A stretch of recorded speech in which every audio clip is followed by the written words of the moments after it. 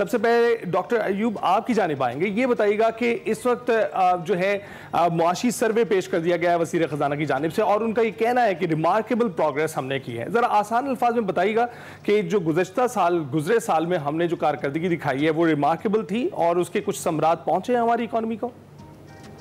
देखें, जो हुकूमती सतह से जो बात की जाती है, जिस तरह से पेश की जाती है, वो उनका एक मौक़िफ़ होता है।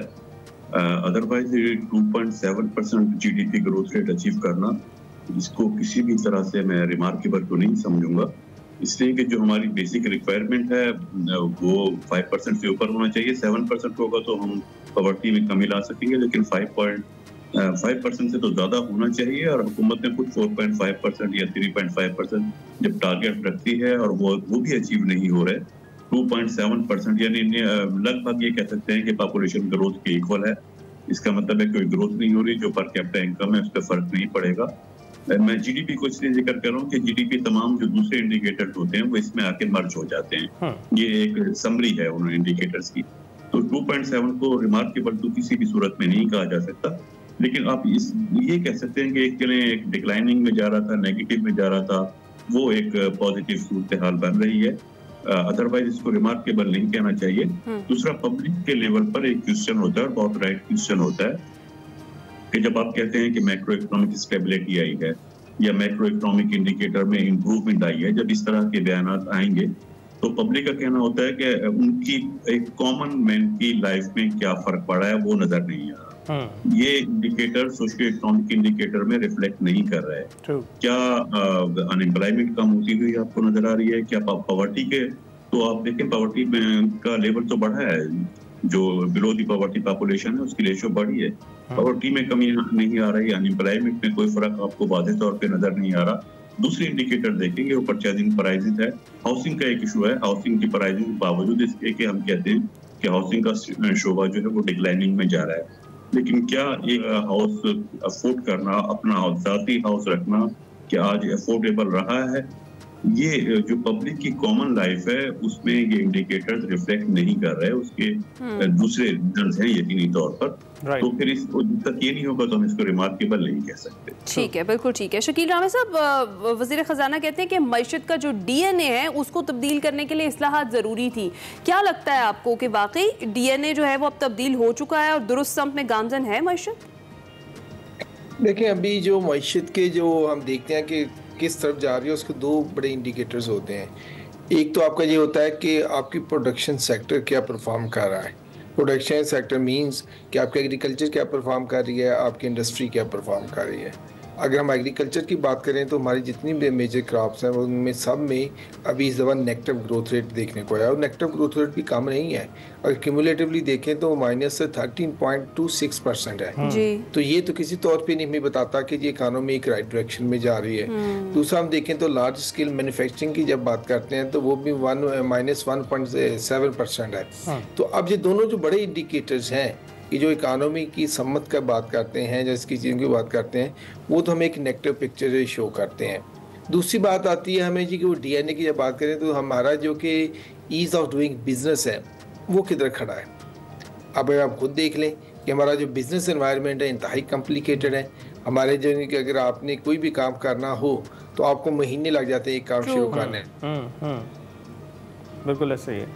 एप्लीकेशंस का एक आप अंदाज़ा लगाएं कि गवर्नमेंट ने SIFC बनाई ताकि जो स्पेशल इन्वेस्टमेंट फैसिलिटेशन काउंसिल कि जनाब हम सिस्टम्स को फैसिलिटेट करेंगे ताकि सारा प्रोसेस जल्दी हो सके। अब मुझे बताएं पिछले 3 सालों में SIFC कितनी बड़ी इन्वेस्टमेंट लेके आई है। कोई इन्वेस्टमेंट का हमें हुजम नज़र नहीं आता है।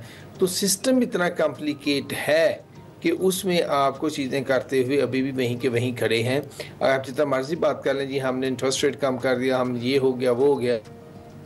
राइट। तो डॉक्टर साहब आपसे भी इसी हवाले से पूछेंगे, आप बताइएगा कि जो 2.7 बताया जा रहा है शरह नमू जितने फीसद रही, इसमें ये भी बताया जा रहा है कि 2.7 में 1% है वो सिर्फ कंस्ट्रक्शन और इलेक्ट्रिसिटी रिलेटेड है। अगर इसको निकाल दिया जाए तो ये 1.7 पर आ जाएगा। तो इसका मतलब तो ये हुआ कि बाकी शोबों में उस तरह से तरक्की होती नजर नहीं आ रही है जैसे होनी चाहिए थी।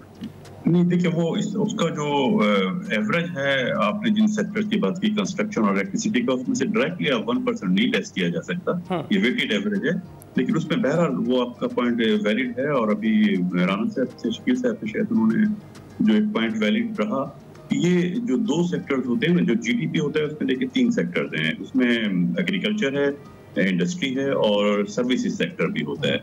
लेकिन जो इंडस्ट्री, जो मैन्युफैक्चरिंग जिसको हम कह रहे हैं, वो और एग्रीकल्चर जो ये कमोडिटी प्रोड्यूसिंग सेक्टर होते हैं, कि इनमें अगर ग्रोथ आएगी तो एक वो ग्रोथ आगे तक ट्रांसफर होगी। सर्विसेज तो उसको डिमांड करता है, उसकी वो एक डिमांड साइड सेक्टर होता है। तो उसमें बिल्कुल ये बात सही है कि एग्रीकल्चर में ग्रोथ जो है वो ना होने के बराबर रही। जो लार्ज साइज क्रॉप है, लार्ज, उसमें तो नेगेटिव ग्रोथ रही। बाकी वेजिटेबल, फ्रूट वगैरह को अगर शामिल कर लें, दूसरे लाइफ स्टॉक को शामिल कर लें, तो भी लेस देन 1% ग्रोथ रही है एग्रीकल्चर में, लेस देन 1% यानी 0.6। और इंडस्ट्री में जो लार्ज स्केल मैन्युफैक्चरिंग है वो नेगेटिव में उसकी ग्रोथ रही है। सिर्फ 3 शोबे हैं, 2 आपने अभी मेंशन किए कि कंस्ट्रक्शन में एक पॉजिटिव ग्रोथ नजर आई है, बावजूद इसके क्योंकि कंस्ट्रक्शन का शोबा जो है वो बदहाली का शिकार है, लेकिन उसमें बहरहाल एक ग्रोथ नजर आई है।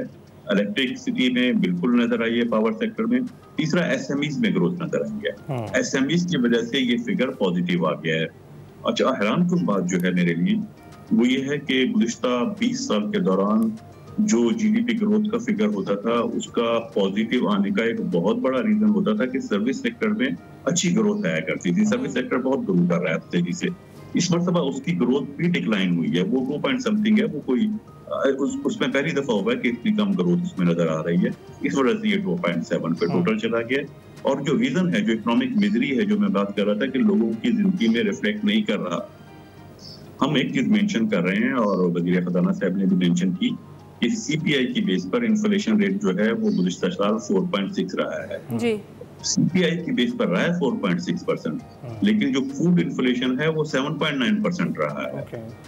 सीपीआई में तो एक मिडिल क्लासर का वो इंडेक्स होता है जिसमें 400 से ज्यादा कमोडिटीज की बेस पर वो इंडेक्स बनता है। लेकिन जो बेसिक चीजें हैं, सेंसिटिव प्राइस इंडेक्स आपका जो 12 कमोडिटीज जो आम आदमी की जरूरत की होती हैं, या फूड प्राइस इंडेक्स, तो फूड प्राइस इंडेक्स तो 7.9% पे चला गया है। तो उसमें कोई इतनी ज्यादा मिजरी नहीं आई है, उसमें वो इकोनॉमिक मिजरी का बाइस बन रहा है, इसलिए लोग जो है वो बदहाली का शिकार। बिल्कुल ठीक है। और शकील रामे साहब, अगर हम बात करें तो इकोनॉमिक सर्वे हमें ये भी बता रहा है कि ज़रूरी शोबे की जो ग्रोथ है वो भी हदफ से कम रही है। बीइंग आप कह लें कि हमारा जो मुल्क है उसका ज़राअत पे बड़ा इन्हिसार है। इस बार हमने ये देखा कि जो रुझान था वो लाइफ स्टॉक पर ज़्यादा था किसान का, और किसान के पास अभी भी गंदम पड़ी हुई है जो कि नहीं खरीदी गई और नहीं खरीदी जा रही थी उस रेट पर जिस पर वो बेचा चाह रहा था। तो जो अभी हाल हमने ईद कुर्बा पर देखा, लाइफ स्टॉक में भी अगर हमने देखा तो बहुत सारे जानवर ऐसे हैं जो वापस चले गए और ख़रीदार जो थे उनके वहाँ मौजूद नहीं थे जिस रेट पर वो बेचना चाह रहे थे जो व्यापारी थे। तो आपको क्या लगता है कि जो ज़राअत का शोबा है उसमें रुझान कम होना और उसकी ये हालत होना, उससे क्या हम वाकई बेहतरी की तरफ जा भी सकते हैं? देखिए, ज़राअत को तो अगर हम बात करें तो हमने उसको सिस्टेमेटिकली खुद तबाही की तरफ लेके जा रहे हैं। ये कोई नेचुरल डिजास्टर नहीं हो रहा या कुछ ऐसा प्रॉब्लम नहीं हो रहा। हमारी जो गवर्नेंस है वो एंटी फार्मर है, कि जो नहीं कि जितना भी आप बात करते हैं कि फार्मर कम्युनिटी को उसमें नुकसान होता है। गवर्नमेंट ने लॉजिक दी जनाब कि हम अभी कुछ नहीं खरीदेंगे क्योंकि जो मार्केट फोर्सेस में चला जाए, जो खुद बेचें। मगर अगर मार्केट फोर्सेस की बात करें तो आप कौन होते हैं उसकी प्राइस को मेंटेन करने वाले? आप उसकी प्राइस को, अगर मार्केट फोर्सेस की बात है, आप उसके प्राइस को नहीं आप करते। आप बाकी देखें वो दूसरी जो चीज़ें हैं, खाद है, बीज है, पेस्टिसाइड है, क्या गवर्नमेंट उनकी कीमतों को करती है किससे ज़्यादा कि आप नहीं बेच सकते?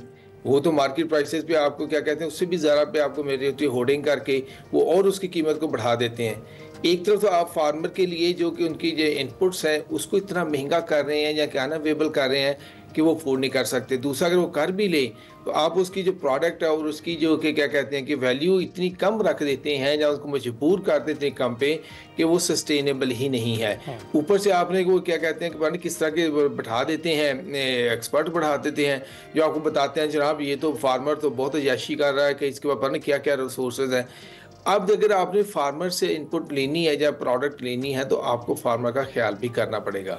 दूसरी बात यह है कि जो हमारी फार्मर कम्युनिटी है कि वो बड़ी क्या कहते हैं कि मेनली हमारी छोटे फार्मर्स हैं, मतलब हमारे क्या कहते हैं टोटल जो फार्म है पाकिस्तान में मोर देन 8 मिलियन है, उनमें से 1.2 मिलियन फार्म्स ऐसे हैं कि जो लेस देन 1 एकड़ है, कि जिनके पास 1 एकड़ से भी कम ज़मीन है, और 2.34 मिलियन ऐसे फार्म हैं कि जिन पे कि लेस देन 2.5 एकड़ है, क्योंकि 2.5 एकड़ से भी कम ज़मीन है।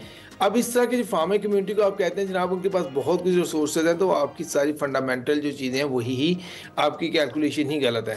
तो जो कि एग्रीकल्चर है जिसको तो हमने हमारी हर गवर्नमेंट की प्रायोरिटी रही है कि इसको हमने ख़राब करना है। अब मगर अगर आप देखेंगे पिछली दफ़ा हमारा जो कि इसमें कंट्रीब्यूशन है जीडीपी में 24% एग्रीकल्चर का, इस दफ़ा कम होकर 23.1% इतना आ गया है। इसका इंडिकेटर का मतलब क्या है? और दूसरी तरफ आप देखेंगे इस पे कितने लोग एम्प्लॉयड हैं। मोर देन 40% की जो पॉपुलेशन डायरेक्टली वो इससे एग्रीकल्चर सेक्टर से आती, 40% से ज़्यादा। अब इसका इम्पैक्ट आप खुद देख लें। अगर आपका ऐसा सेक्टर है जिसमें 40% आपके मोर देन 40% जो कि लोग एम्प्लॉयड हैं जिनकी रोजी रोटी का इसी पे इंहिसार है, वही सेक्टर इतना बुरा परफॉर्म कर रहा है, तो आपके मुल्क में सोशल इंडिकेटर्स का क्या हाल होगा।